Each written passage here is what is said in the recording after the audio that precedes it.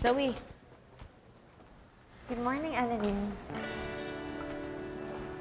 Hala, anong meron sa'yo? Good mood ka ngayon, ah. Dahil ba bati na kayo ng mami mo? Oo, okay na kami. Buti naman. Akala ko nga hindi ka makakapag-duty eh. Uy, alam mo ba? May OR sked mamaya si tatay. What? That's good news! Ikaw ba magsiscrub in? Gusto mo ikaw na lang mag-scrub in? Okay lang sa akin. Hindi. Okay na. Alam mo, masaya na ako na nakabalik na si Daddy sa pagiging doktor niya. Tsaka alam ko naman gagalingan mo. Zoe, alam mo, may iba talaga sa'yo ngayon eh. Blooming ka eh. Ano ka ba? Masaya lang ako. Ah, dahil bati na kayo ng mami mo. Pwede.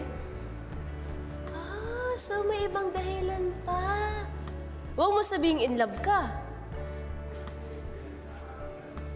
Hala ka! Ano in love ka nga? Ay, sino yung taga-Apex ba yan? Ba't di ko kilala yan? Annalyn, ipapakilala ko na lang siya sa'yo pag ready na kami. Okay? In love nga siya. Ikaw ba? Ano?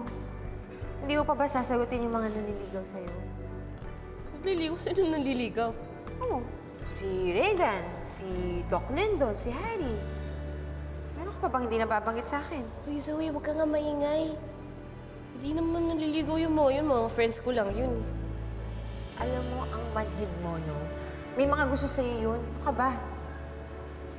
Pero alam mo, tama yan. Kasi hindi ko naman sila nakikita para sa'yo. Eh bakit? Sino mo nakikita mo para sa akin? Well, hindi ko pa siya nakikilala. Pero gusto ko yung taong ipaglalaban ka hanggang patayan. Grabe naman, hanggang patayan talaga. Alam mo yun? Yung taong ipaglalaban ka. Yung someone who's ready to die for you. Alam mo, dapat yun yung piliin mo. Sige, muna na ako, ha?